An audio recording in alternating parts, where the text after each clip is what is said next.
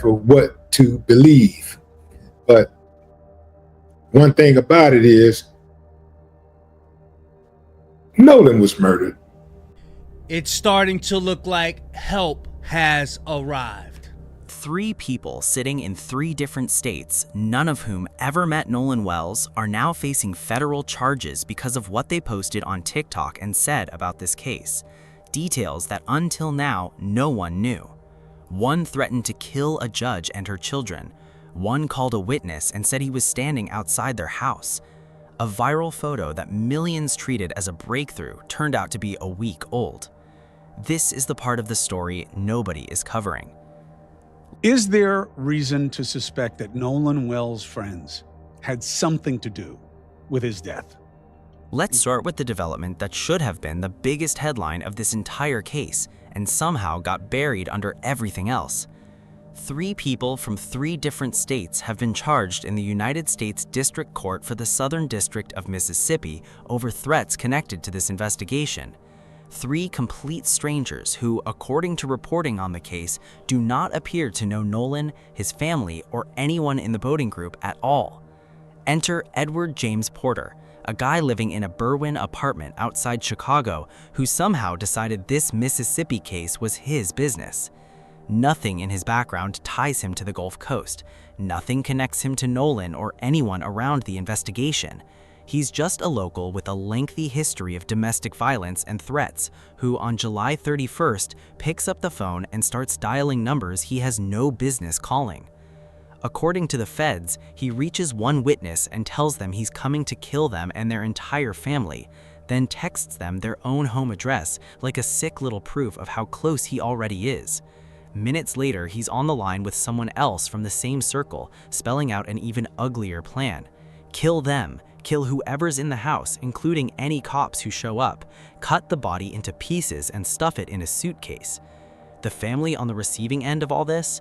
Bart Edmonston Jr.'s people. Bart's the 21-year-old who was out on the water that day, knew Nolan, and helped when a boat started taking on water. One of the people Porter threatened is actually listed as a witness in the death investigation. Agents followed the calls and the digital trail straight back to Porter's place. He was charged the same day. An Illinois judge tried to cut him loose on bond. A Mississippi judge shut that down hard and ordered him held. Then there's Michelle Francine Edwards out of the Cincinnati area. On July 23rd, she allegedly launches a full phone assault. She blocks her number and starts hammering the George County Chancery Clerk's office, roughly 21 calls in 8 minutes, dropping lines like "do not go outside," "the clock is ticking," and "die." Half an hour later, she switches targets to the Jackson County Sheriff's Office, the same department that's been running the Nolan investigation from the jump. 8 more calls. The first one hits with, "Y'all got a bomb outside, don't come outside, bitch." The follow-up asks, "Y'all still in there?" The office locks down. Bomb dogs get sent through. Nothing turns up. Carriers and cash op records light her up. She gets charged, makes bond in Ohio, then ghosts her Mississippi court date. The judge yanks the bond and orders her locked up. And over in Sacramento, Joseph Alfredo Vasquez Dumars, 27 years old, decides to go after the judge. Jackson County Chancery Judge Ashley Eisencole, stepmother to one of the guys who was on the boat with Nolan, starts getting flooded with Facebook messages from an account going by Yaya962. One message talks about a package heading to her office that will blow you away, a timer that starts the second it's opened, and maybe 10 seconds left to ask God for forgiveness. There are threats about her kids, talk of blood everywhere, the whole violent picture. The FBI's Safe Streets Task Force followed the email, the IP addresses, the phone numbers, and the physical trail until it lands on Dumars. A grand jury indicts him on the federal interstate threat charge. 5 years is the top end if he's convicted. Every one of those threats came from someone who learned about this case the same way most people did, through a screen. Look at how spread out those 3 people are geographically. Sacramento, California, Berwyn, Illinois, Ohio, 3 corners of the country, no connection to each other, no connection to Mississippi, all charged in the same federal district within roughly a week of each other. That is not a local dispute that got out of hand. That is what it looks like when a story reaches a national audience and a small fraction of that audience decides that outrage is the same thing as action. The charges themselves also tell you how seriously federal prosecutors treated this. Witness tampering is not a charge that gets filed casually. Bomb threats against county government offices pull in resources that have nothing to do with the underlying death investigation. Every hour spent responding to a bomb threat at the Jackson County Sheriff's Office was an hour that department was not spending on the case those threats were supposedly made in. Here is the detail from that story that almost nobody has talked about, and it changes how the whole thing lands. Judge Ashley Eisencole did not quietly hand the message over to law enforcement and stay silent about it. She posted a screenshot of it from Facebook herself. Think about what that decision actually says. A sitting chancery judge received a message threatening her life and the lives of her children, and rather than letting it disappear into a case file, she put it in front of the public. That is a person who wanted people to see in plain text exactly what the online side of this case had escalated into. Whatever anyone thinks about how this investigation has been handled, that screenshot exists because a judge decided the public needed to see the receipts. There's another layer to this that explains why her name comes up so often online in the first place. Judge Cole's stepson, Warren Hudson, was among the group of friends who spent the 4th of July with Nolan. That connection is real, it is publicly reported, and it's exactly the kind of detail that sends the internet into overdrive. It's also the reason a family in Mississippi ended up on the receiving end of threats from a man in Sacramento who had never set foot in Jackson County. That connection being real doesn't mean any of the conclusions built on top of it are. The two things get collapsed into one constantly in comment sections, and that collapse is where a lot of the damage in this case has come from. Take a step back and look at what those three cases actually have in common. Not one of these people was seeking anything for themselves. According to the reporting, none of them had any connection to Nolan, to his family, or to the boating group. They believed sincerely that they were doing something on behalf of a young man who died and a family who deserved answers. That belief is what led them into federal court. Researchers who study this exact phenomenon have a name for it. Sociologist Benjamin Lovelock of Telecom Paris Tech classified digital vigilantism into 4 forms: flagging, investigation, hounding, and organized denunciation.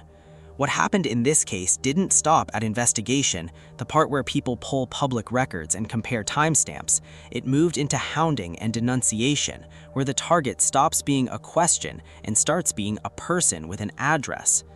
Scholars who study this consistently warn about what comes next, because harassment aimed at witnesses and officials does not speed an investigation up, it slows it down. Witnesses get more guarded, officials get more cautious about what they release publicly. Every hour spent responding to a bomb threat at the Jackson County Sheriff's Office was an hour that department was not spending on the case those threats were supposedly made in. That is the part that should sit heavy with anyone who has ever shared something about this case without checking it first. Before getting into what the internet got wrong, it's worth understanding why the internet showed up here at all, because this case did not go viral by accident. There's one photograph from that boat trip that has done more to shape the public response than any piece of evidence in the entire investigation. Nolan, smiling, standing taller than everyone around him, his arms slung casually around his friends. He's also the only black person in that group. Everyone else in that image is white, and he's the only one who never came home. National outlets covering this case have described that image as functioning almost like a test of how people see race relations in America right now, because two people can look at the exact same photograph and walk away with opposite conclusions about what it means. Reporting on the case has directly tied the wave of speculation to 3 things converging at once: genuine uncertainty about Nolan's final hours, deep distrust of law enforcement, and Mississippi's long-documented history of racist violence. That last part isn't an internet invention. It's the reason a story about one boat trip became a national conversation within days. When a black teenager dies in Mississippi and the official account leaves questions open, a very large number of people are not going to accept a partial explanation on faith, and history has given them reason not to. Commentary written about the online response at the time noted something similar. Across social media, people were expressing shock, disbelief, and an outright rejection of the narrative they were being handed. And while some of that reaction produced half-baked theories, dismissing all of it as conspiracy thinking misses why it started. Under all of it was a straightforward demand that a black teenager should have made it home the same way his white friends did. Understanding that is the only way the rest of this story makes sense. Now, let's get into what actually circulated online, because some of the most viral material in this entire case turned out to be false, and the corrections never traveled anywhere close to as much as the original posts did. In the middle of July, a photograph spread across social media showing Nolan at a pool party with a group of people. The claim attached to it was enormous. Posts presented it as proof that Nolan made it off Horn Island alive. One widely shared version carried a caption stating the photo was taken in Jackson County before 1 in the morning on the 5th of July, which would place him alive and well after his friends had already returned to the mainland without him. Screenshots of it spread everywhere, with people calling it a breakthrough in the case. Rolling Stone investigated the claim and found it was false. Trayston Shepard, a friend of Nolan's, told the outlet the photo was actually taken on the 27th of June, a full week before Nolan ever went missing. Another individual provided the outlet with metadata from that image and from other photos taken the same night, which confirmed the date independently. That is not a small correction. Millions of people saw an image and were told it proved a teenager survived a day he did not survive. And the moment the photo went viral, an unverified account jumped on it and posted an entire story built around it, describing a brutal murder. The events that account described would have taken place after Nolan had already been reported missing, and none of it matched previously reported facts about the case. That account disappeared almost immediately after posting. Whoever was behind it got exactly what they came for, which was reach, before anyone could hold them accountable for a word of it. Then comes the thing what makes that pool party story genuinely disturbing rather than just embarrassing for the people who shared it. After the photo was debunked publicly by a national magazine, the misinformation did not die, it got upgraded. A new version of the same false claim started circulating, this time built around a heavily artificial intelligence edited spin on that same photo, deliberately processed to look like grainy surveillance camera footage. Someone took a debunked image and ran it through editing tools specifically to make it appear like surveillance video, because surveillance video feels more official, more authentic, and more like evidence than a party snapshot ever could. Then look at how it was posted. Rather than making a direct claim that could be fact-checked and knocked down, the poster asked viewers to tell them whether that looked like a timestamp on the video. That framing is deliberate. A question cannot be debunked the way a statement can. It invites thousands of comments, every one of which pushes the post further into more feeds, while the person who made it never technically claimed anything at all.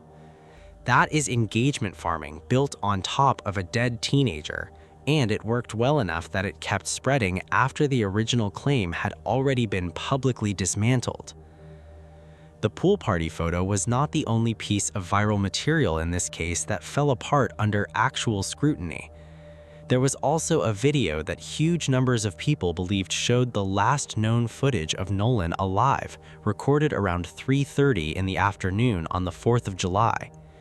The interpretation that spread with it was dramatic. People believed the footage showed Nolan in a heated confrontation on the shore of Horn Island.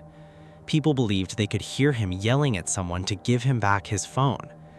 That reading of the video traveled everywhere, and for a stretch of time it was treated across social media as one of the strongest pieces of evidence that something confrontational happened on that island.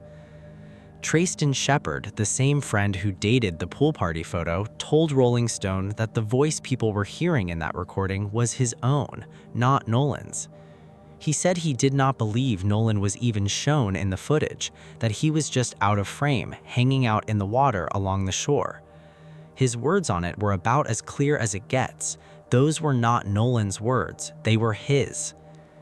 Think about how many videos were made analyzing that clip, how many people slowed it down, isolated the audio, and built entire theories around a sentence that was never spoken by the person everyone believed said it. The analysis was confident, detailed, and completely wrong at the foundation, and almost none of the people who made those videos ever went back to correct the record. Confidence has never been the same thing as accuracy, and this case has proven that over and over. Here is what makes the misinformation in this case so frustrating. While people were sharing a party photo and calling it a breakthrough, actual verified records were sitting in public, and almost nobody was talking about them with anything close to the same energy. The Mississippi Department of Marine Resources tracked the boat's movements that entire day, and that data was obtained and reported by national outlets. The vessel left a private dock in the Ocean Springs area at 9:56 in the morning. It arrived at Horn Island at 11:14. It left the island at 4:31 in the afternoon without Nolan aboard.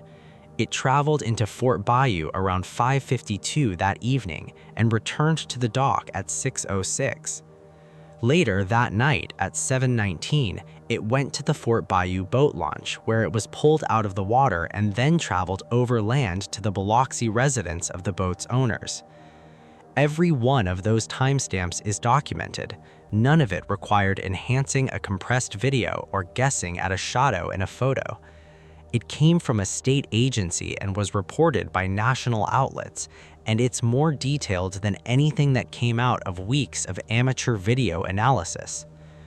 There's also a statistic in this case that deserves far more attention than any viral post ever got.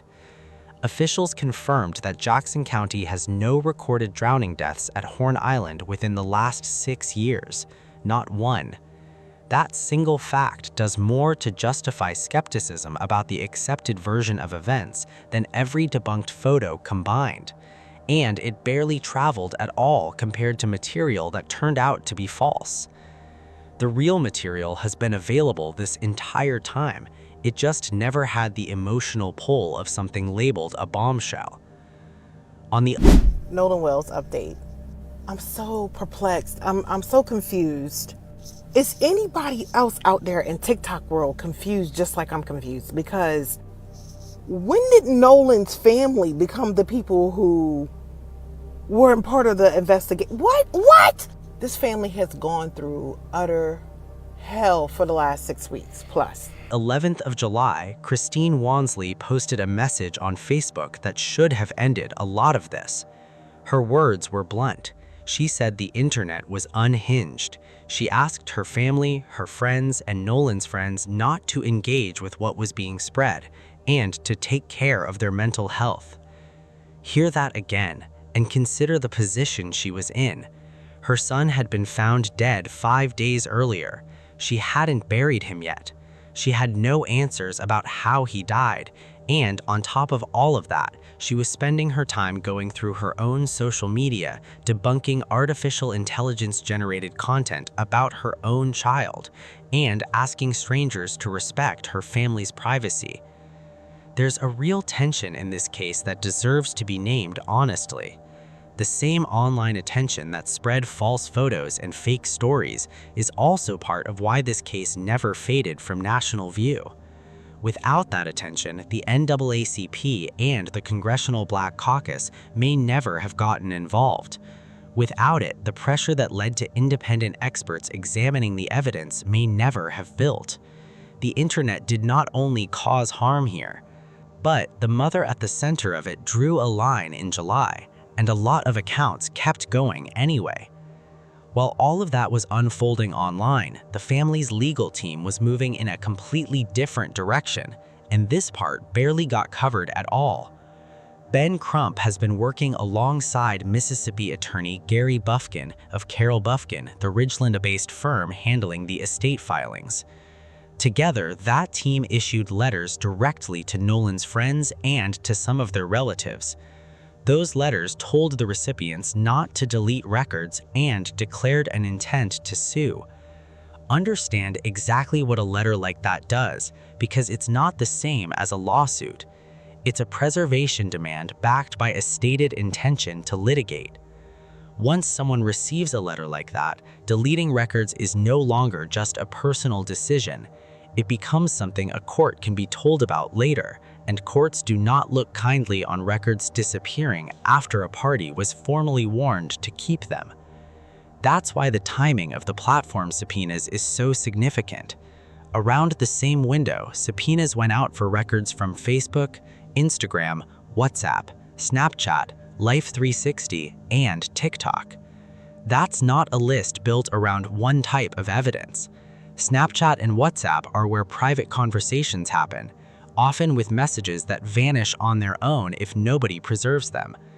Life360 is a location tracking application, which means it can independently record where a phone was and when. Facebook, Instagram, and TikTok are where the public side of this case lived, and where a great deal of the material about Nolan was posted, shared, and in some cases deleted. Requesting all 6 at once is an attempt to reconstruct an entire digital day from multiple independent angles. Private messages from one source, location data from another, public posting activity from a third. If those 3 categories agree with each other, the timeline gets stronger. If they disagree, that disagreement becomes the story.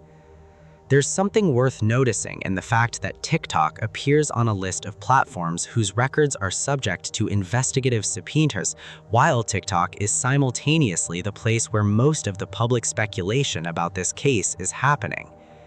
The same platform hosting the theories is also holding data that legal teams now want. Alongside the 3 federal cases, there's another element of the online reaction to this case that deserves attention because it moved past words entirely. Reporting on the harassment campaign around this case describes Instagram and Facebook being used as the channels through which a person's home address and personal information were allegedly distributed publicly. The person whose information was reportedly circulated was Edmonston, the same young man whose family members later received threats. Posting someone's home address online is the point where digital activity stops being digital. It converts a name on a screen into a physical location that any person in the country can drive to. It is also the step that transforms an argument in a comment section into a genuine safety risk for people who have not been charged with anything. And, in this case, for people whose main connection to the story was providing aid to a boat on the 4th of July. Whatever anyone believes happened on Horn Island, publishing where somebody sleeps is not investigation. It is the exact behavior that turned a national conversation about a young man's death into 3 separate federal cases against people who thought they were helping. It would be dishonest to spend this long on what went wrong online without being equally clear about what went right, because the same platforms that carried false claims also carried something else entirely. A fundraiser set up to help the family cover funeral and memorial expenses passed $230,000. That money came from strangers, people who never met Nolan, scattered across the country, who saw a family in the worst moment of their lives and sent what they could. Nobody organized that from an institution. It came from ordinary people reacting to something that felt wrong. That same attention is a large part of why the NAACP and the Congressional Black Caucus publicly lent support to the family's push for answers. It is part of why Ben Crump took the case. It is part of why independent experts, audio engineers, and oceanic engineering specialists are examining evidence that might otherwise have gone unexamined. A local story about a boat trip does not usually attract that level of resource. This one did, because enough people refused to let it go quiet. When Nolan would have turned 19, that same online community showed up again. A national prayer rally was held in his memory at Greater St. John AME Church in Biloxi, streamed online so people far outside Mississippi could attend. Family members stood on stage together and sang happy birthday over a cake, with gold balloons shaped into a 1 and a 9 floating above it. Separately, 3 of the friends who were with him that day, Warren Hudson, Jax Patalo, and Morgan Seymour, joined a virtual prayer vigil hosted by the National Action Network. Nah, fam. Something's going on here. Something's going on. We're going to get to the bottom of it. One way or the other. Yeah. The internet built the platform that made both of those gatherings possible, the exact same infrastructure that carried a fake security video to millions of people also carried a mother's grief to a national audience who showed up for her. Both of those things are true at once, and any honest account of this case has to hold both. While the online conversation has been running at full speed, the legal process has been moving quietly in the background, and where it stands right now matters more than any viral post. A grand jury has the autopsy and toxicology results in this case, and will determine whether any criminal charges are warranted in Nolan's death itself. That is the actual mechanism through which this case gets resolved or does not a comment section, not a stitched video, not a screenshot that gets called a breakthrough before anyone checks the date on it. That is also why the release of information in this case has been so tightly controlled, and why the family has felt starved of answers for so long. Grand jury proceedings are not public. The frustration that has driven so much of the online speculation is real and understandable because the family genuinely has been left waiting, but the same process that frustrates everyone is the only one that can produce charges with any legal weight behind them. The independent autopsy the family commissioned came back with the cause of death listed as undetermined. The state's own full autopsy and toxicology reports have not been publicly released. That gap between what the family knows and what the public has been told is the empty space every false claim in this case has rushed in to fill. Here is something that gets lost every time this case gets discussed as a mystery to be solved online.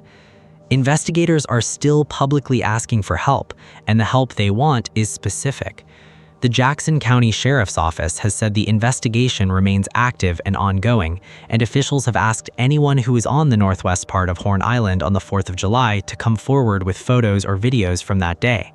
That is a direct official request for exactly the kind of material that thousands of people have spent weeks analyzing secondhand online. There is an obvious point sitting in that request. The enormous energy that has gone into re-editing clips, enhancing audio, and building timelines from screenshots could have gone toward the one thing officials actually asked for, which is original footage from people who were physically there. Analysis of a compressed video someone else uploaded is not evidence. A phone that was on that island on the 4th of July with untouched footage on it might be. Investigators have described their earliest understanding of that day as Nolan choosing to stay behind on the island while his friends returned. His family and Ben Crump have publicly questioned elements of that account and pushed for a more thorough examination of the evidence. Both of those things are on the record, and neither of them has been resolved by anything posted online. Pull all of this together and a pattern emerges that goes beyond this one case. A false photo reached millions and corrected by a national magazine, and the correction traveled a fraction as far. A video everyone believed captured a young man's final moments turned out to feature a completely different person's voice, confirmed by the person who spoke the words. An artificial intelligence-edited image built specifically to look like security footage kept circulating after the original claim it was based on had already collapsed. 3 people who never met Nolan Wells are now facing federal charges. A judge received a threat against her children. A witness got a phone call telling him someone was outside his house. A grieving mother spent the week after her son was found writing Facebook posts asking the internet to stop. None of that brought anyone closer to knowing what happened on Horn Island on the 4th of July. What has actually moved this case forward has been slower and far less shareable. Public marine records tracking the boat's movements, subpoenas filed in Chancery Court, independent audio engineers reviewing a full recording rather than a clip, preservation letters, a grand jury holding the autopsy and toxicology results. None of that produces a viral moment, and all of it produces something that can actually stand up in a legal proceeding. The family at the center of this still does not have their answer. Possible to drown in that shallow water. And then especially when you consider how great of a swimmer Nolan was. Whether it comes from that grand jury, from a subpoenaed record, or from a witness who finally decides to speak, it will come from the process, not from the feed. There is one more thing worth saying plainly before we close, and it applies to everyone watching this case, including everyone watching this video. Wanting the truth about how Nolan Wells died is not the problem here. That instinct is right, and the questions his own parents have raised about conflicting accounts and missing details are legitimate questions that deserve real answers. What went wrong was never the wanting. It was the willingness to accept anything that felt like a confirmation without checking whether it was true. A photo with a date attached that nobody verified. A voice on a recording that everyone assigned to the wrong person. An image processed to look like security footage because real security footage would have been more convincing. Every one of those spread because they matched what people already believed, and belief moved faster than verification every single time. The people who have actually helped this family have been the ones who slowed down. The friend who provided metadata proving the date on a photo, the reporters who checked a claim before repeating it, the lawyers filing subpoenas that will hold up in court, the engineers listening to a full recording rather than a clip. None of that work goes viral, and all of it is the only thing that has ever moved this case an inch closer to an answer. Drop your thoughts in the comments below and tell me what you believe about how this case has been covered online. Let me know whether you think the internet has helped this family or hurt them.